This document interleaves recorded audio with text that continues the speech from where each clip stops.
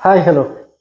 അപ്പം കുറെ നാളായിട്ട് ഇത് കണ്ടിന്യൂ, പക്ഷെ എനിക്കിതിങ്ങനെ ഇടണോ വേണ്ടയോ, അല്ലെങ്കിൽ ഇടാൻ കുറച്ച് സമയവും കിട്ടുന്നില്ല. അപ്പൊ അതുകൊണ്ട് ഞാൻ ഇടാണ്ടിരുന്നൊരു സിനിമാ നിരൂപണാണ് ഡിറ്റക്റ്റീവ് ഉജ്ജ്വലൻ. പടം എന്തൊക്കെയോ പ്രതീക്ഷകളോട് കൂടി ഇറക്കിയതായിരുന്നു, അല്ലെങ്കിൽ ഇറങ്ങിയതായിരുന്നു. ഞാൻ പോയി കണ്ടായിരുന്നു, നാട്ടുകാരെല്ലാം പോയി കണ്ടായിരുന്നു. അത് മാത്രമല്ല, ഈ സിനിമയെ കുറിച്ച് ഞാൻ കേട്ട ശരിയാണോന്ന് അറിയില്ല. ഒരു പോസിറ്റീവ് റിവ്യൂ കൊടുക്കുന്നവർ തിരഞ്ഞെടുക്കുന്നവർക്ക് 1000 രൂപ, അങ്ങനെ എന്തോ ഒരു സാധനം. അത് പിന്നെ ട്രോളായിരുന്നു മറ്റൊന്നും ആയിരുന്നു അറിയില്ല. ഇങ്ങനെ ഒരുപാട് കാര്യങ്ങൾ. പിന്നെ നമ്മളെ സിനിമാറ്റിക് യൂണിവേഴ്സ്, മിന്നൽ മുരളിയുടെ ആ ഒരു ഇതിലേക്ക്, അതായത് വീക്കെൻഡ് സിനിമയുടെ ആ സിനിമാറ്റിക് യൂണിവേഴ്സിലേക്ക് വരുന്ന ഒരു പടമാണ് എന്ന രീതിയിലൊക്കെ പറയുന്നുണ്ടായിരുന്നു. അപ്പം ഇതിൻ്റെ ഒന്നും സത്യാവസ്ഥ, ഞാൻ ഈ സിനിമ കണ്ടു കഴിഞ്ഞാലും എനിക്ക് മിന്നൽ മുരളിയായിട്ട് അല്ലെങ്കിൽ ആ സിനിമയുടെ ഒരു ജോണറുമായിട്ട് ഒന്നും ഒരു ബന്ധവും എനിക്ക് തോന്നിയില്ല. ഇതൊരു സാധാരണ ഒരു പടമായിട്ടാണ് എനിക്ക് തോന്നിയത്. ഒരു തട്ടുപൊളിപ്പൻ ധ്യാൻ ശ്രീനിവാസൻ പടം. സാധാരണ ധ്യാൻ എന്തൊക്കെയാണോ ചെയ്യുന്നുണ്ടായത് അതൊക്കെ തന്നെയാണ് ഈ സിനിമയിലും ചെയ്യുന്നത്. പ്രത്യേകിച്ച് വലിയ പരിപാടികളൊന്നും ചെയ്തിട്ട. പിന്നെ കുറച്ച് എന്നാ വീക്കെൻഡ് മൂവി ആയതുകൊണ്ട് കുറച്ചും കൂടി ആൾക്കാർ, അതായത് സിജു വിൽസനെ പോലുള്ള കുറച്ച് ആക്ടേഴ്സ് അതിലേക്ക് വന്നു എന്നത് ഒഴിച്ചു നിർത്തിയാൽ വലിയ വ്യത്യാസമൊന്നുമില്ല. പിന്നെ അതിൽ കുറച്ച് കളർ കിട്ടാൻ വേണ്ടിയിട്ട് നമ്മുടെ ഇൻസ്റ്റഗ്രാമിലൊക്കെ ഭയങ്കര റീലുകളൊക്കെ ചെയ്യുന്ന അമീൻ ആൻഡ് ടീം ഇവരെ കൊണ്ടുവന്നു. അതൊരു ഭയങ്കര സംഭവമായിട്ടും എനിക്ക് തോന്നിയിട്ടൊന്നുമില്ല. കാരണം അവര് ഒരുപക്ഷെ റീലിലൊക്കെ ചെയ്യുന്ന പോലെ ഫാസ്റ്റ് നമ്പേഴ്സ് ആയിട്ടുള്ള കോമഡികളോ കാര്യങ്ങളോ ഒന്നും അവർക്ക് ചെയ്യാനില്ല.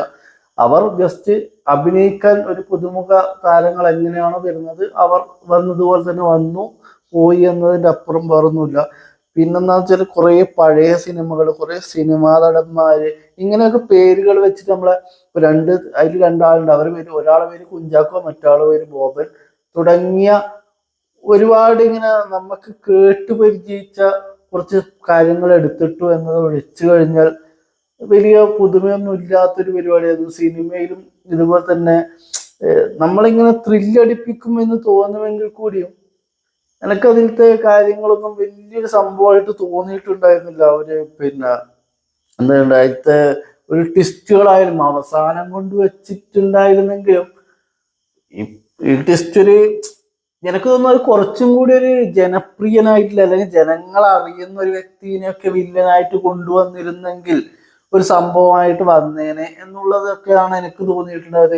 പിന്നെ ഈ പറഞ്ഞ പോലെ അതിന്റെ ഇടയിൽ വരുന്ന ഒരു മെയിൻ ക്യാരക്ടർ ഉണ്ടായിരുന്നു, നമ്മളെ ജഗദീഷാണ് ചെയ്തത്.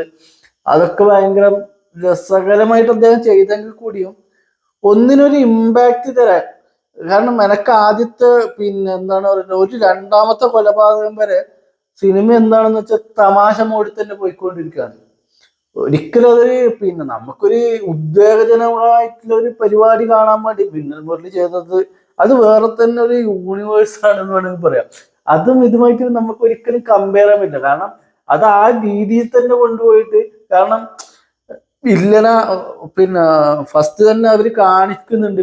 അതിലൊന്നിച്ച് നമുക്ക് കോമഡി കാണിച്ചു കഴിഞ്ഞാൽ പ്രശ്നമില്ല. പക്ഷെ ഇത് വില്ലൻ ആരാണെന്ന് അറിയാണ്ട് നിൽക്കുമ്പോൾ അതിനിടയിൽ കൊണ്ടുപോയിട്ട് ഇവർ കുറെ കോമഡി ഇടുമ്പോൾ, കാരണം ഓരോ കൊലപാതകങ്ങൾക്കിടയിൽ ഇവർ കോമഡി കൊണ്ടിടുമ്പോൾ നമുക്കതൊരു ചിരിക്കണോ, അല്ലെങ്കിൽ ഇത് ഉദ്വേഗജനകമായിട്ട് നമ്മളിങ്ങനെ ആരാണെന്ന് അറിഞ്ഞിട്ട് ചെയ്യാൻ വേണ്ടി നിൽക്കണോ എന്നുള്ളൊരു ഭയങ്കര കൺഫ്യൂഷൻ ഉണ്ടായിരുന്നു.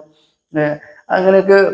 പിന്നെന്ന് വെച്ചാൽ ഇവര് സിനിമ കഴിഞ്ഞിട്ടൊരു ക്ലൈമാക്സ് ടൈലന്റ് എന്ന് പറഞ്ഞിട്ട് നിങ്ങൾ ആരും പേര് കാണിച്ചു കഴിഞ്ഞ് എണീച്ച് പോകാൻ പാടില്ല.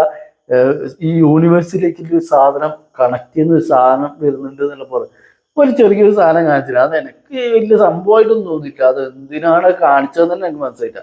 നമ്മൾ ഇനിയും സിനിമകൾ ഇറക്കുന്നുണ്ട് എന്ന് അറിയിക്കാൻ വേണ്ടി കാണിച്ചതാണോ എന്നുള്ളതാണ് എനിക്ക് ഡൗട്ടായി തോന്നിയത്. അപ്പം വലിയൊരു സംഭവമൊന്നുമല്ല. നിങ്ങൾക്ക് ഒരു പക്ഷെ എനിക്ക് തോന്നുന്നത് മിന്നൽ മുരളിയൊക്കെ ഈ സമയത്ത് തിയേറ്ററിൽ ഇറക്കിയിരുന്ന പിന്നെയും ഇതുണ്ടാവട്ടെ. ഇതെനിക്ക് തോന്നുന്നു ഇത് OTT ഇറക്കാൻ പറ്റുന്ന ഒരു പടവുമായിരുന്നു.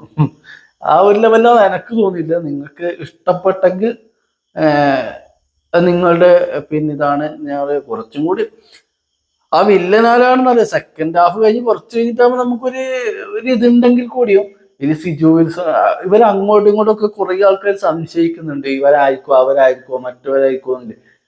അതിലൊന്നും എനിക്കൊരു തൃപ്തി കിട്ടിയില്ല. അത് ഇതെല്ലാം സംശയിക്കാനുള്ള കാരണമുണ്ടോ, അവരൊന്നും ആയിരിക്കൂല അതിൽ എനിക്ക് ആദ്യം തോന്നിയിട്ടുണ്ടായിരുന്നു. അപ്പം അങ്ങനത്തെ കാര്യങ്ങളൊന്നും ഒഴിവാക്കാമായിരുന്നു. കുറച്ചും കൂടി ഒരു രസകരമായിട്ട്, രസകരം എന്ന് പറഞ്ഞാൽ കോമഡി വെച്ചിട്ടല്ല, നമുക്കൊരു ത്രില്ലിംഗ് ആയിട്ട് സീറ്റ് ടച്ചിങ് ആയിട്ട് എടുത്തിട്ടുണ്ടെങ്കിൽ കുറച്ചും കൂടി വേറിട്ടൊരു ധ്യാൻ ശ്രീനിവാസൻ 2.0 കാണാമായിരുന്നു.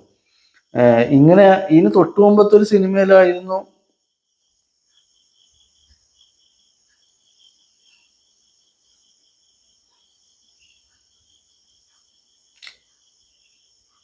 ധ്യാൻ ശ്രീനിവാസിനെ കുറിച്ച് ഈ 2.0 വന്നിട്ടുണ്ടായിരുന്നത്. അത് കുറച്ചും കൂടി രസമുണ്ടായിരുന്നു എന്നാണ് എനിക്ക് തോന്നുന്നത്.